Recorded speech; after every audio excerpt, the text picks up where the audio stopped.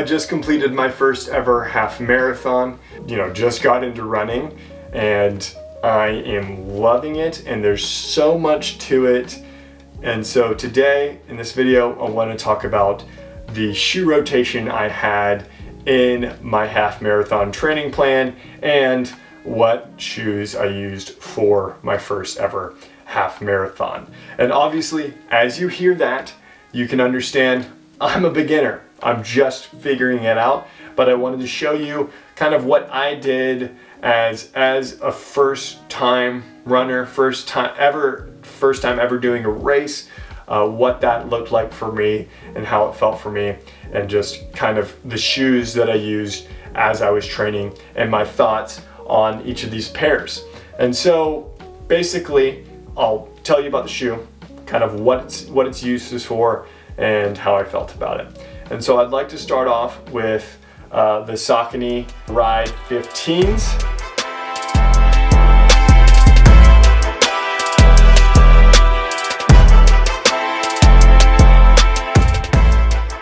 These are kind of the second ever running shoe I ever used. The first ones were some Brooke Anthems, the Brooke Anthem 4s, I believe. They were actually the wrong size. If you guys had watched my running videos, you would have seen me say, oh, what's going on here? I know something's off.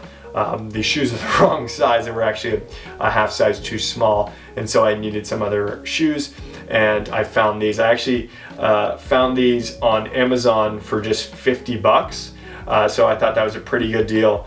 They were last year's model at the time, and so I thought, well, 50 bucks for some brand new running shoes, that's a great deal. I didn't know anything about running shoes at the time.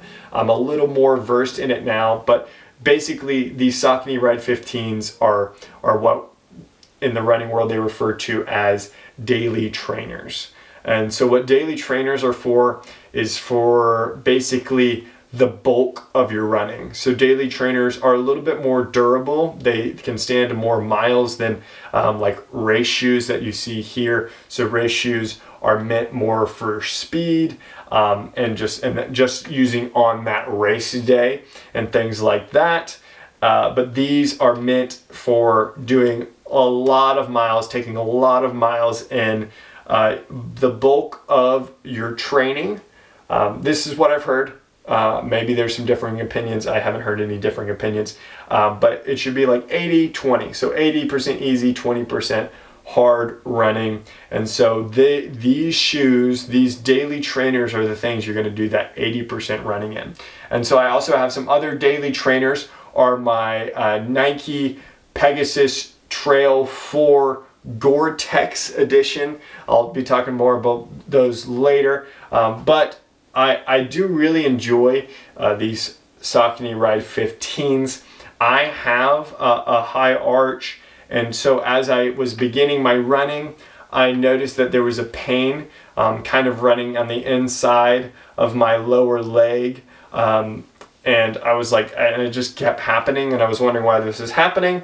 I literally didn't buy any kind of fancy insoles. I just bought some insoles from Kroger's that were just some like $11 insoles for plantar fasciitis actually, and they pretty much solved the problem. So I had put those in here to kind of solve that problem. But I'm still using these shoes. I really like these shoes. They're pretty light. They feel good. Saucony, honestly, from what I have these ones and these ones. They aren't my favorite feeling shoe.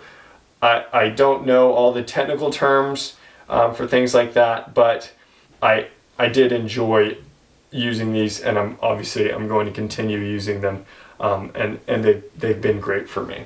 Now for the Nike Pegasus Trail 4s Gore-Tex edition.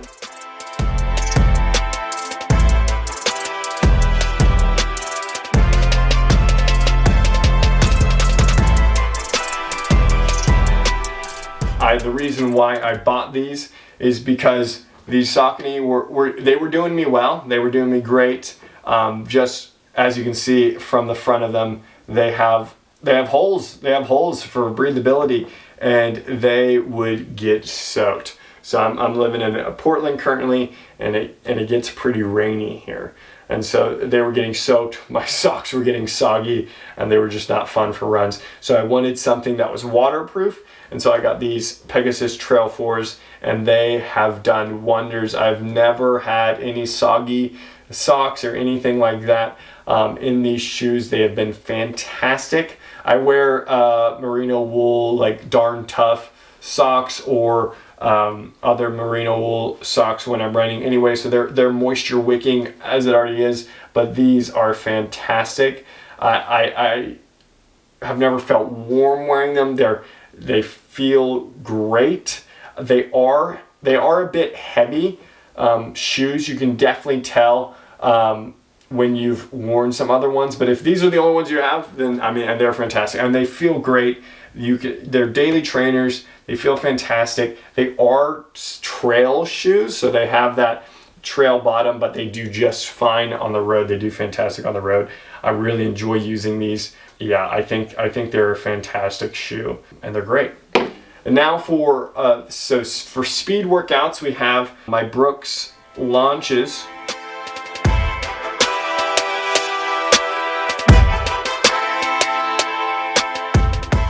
These are the GTS version, so those are the support. So they actually come with that arch support in there. They call it guide rails on it, but it already comes built in with that. And I think they do a fantastic job. It's better than the Kroger's. But I love wearing these. I feel good. I feel fast in these.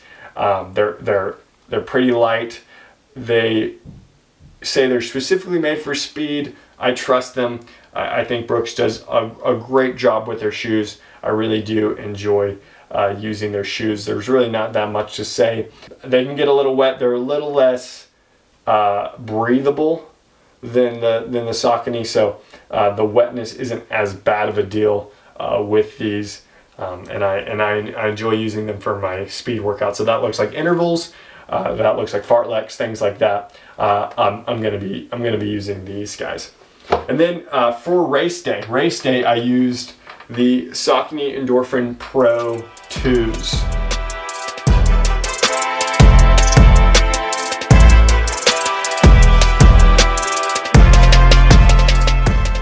The biggest reason why I wore these, and I would say the biggest reason why I got any of these, were their price. Like I said, these were like $50.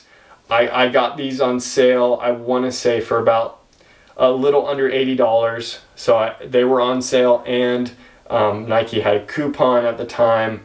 And then these were like $60 on Amazon. I always want to get a good deal. I don't have a bunch of money to spend on shoes, so I try to get a good deal where I can. And so the saying rings true for these Saucony Endorphin Pro 2s. They're fantastic racing shoes.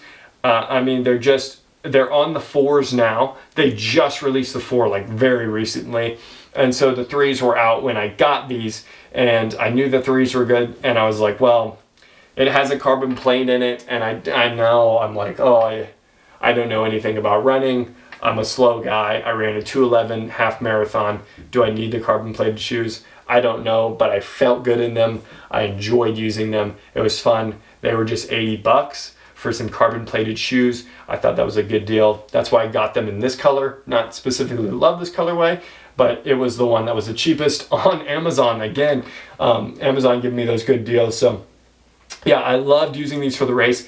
I felt really good in them.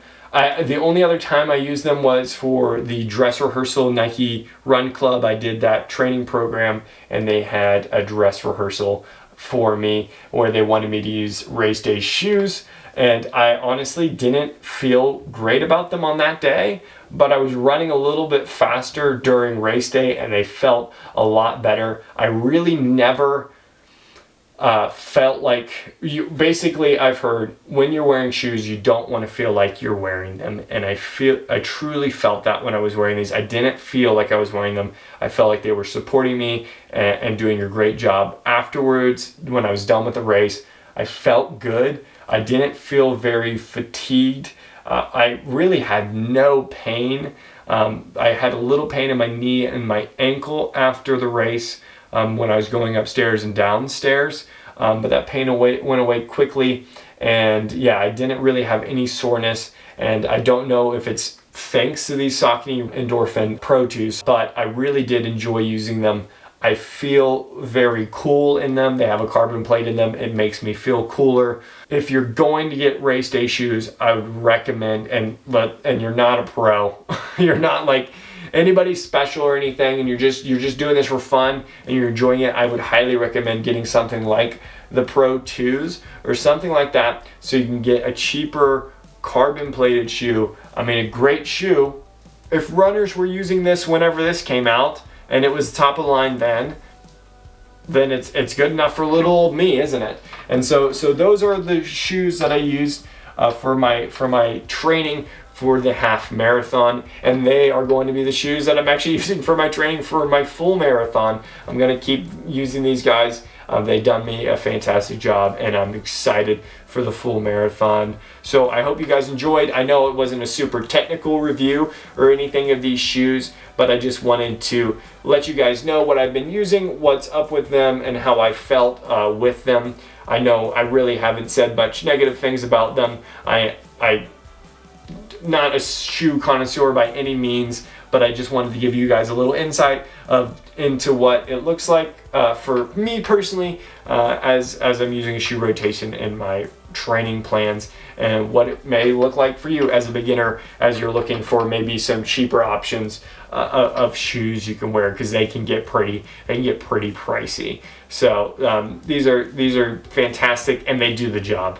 And really, what more can you ask for? So really, thank you so much for watching. I hope you guys enjoyed this video. Please leave your comments down below telling me what you think about these shoes, if you use them, or if you have any recommendations for other shoes. If you say Hoka, I'm sorry, I've tried on Hokas before, and I do not like them. I do not like them at all. I don't know why. They do not feel good on my feet. Maybe if I actually ran in them, I just tried them on the store, walked around in them, went on a treadmill with them, didn't enjoy them. Sorry about that. If you're a Hoka fan, I am sorry. But that's just how I feel. Maybe that all Hokas aren't the same. So yeah, if you have any comments about anything, yeah, tell me your experience, what you guys been using for your shoes when you've been training for races. I'd love to hear it. Thank you so much for watching, and I'll see you guys next time.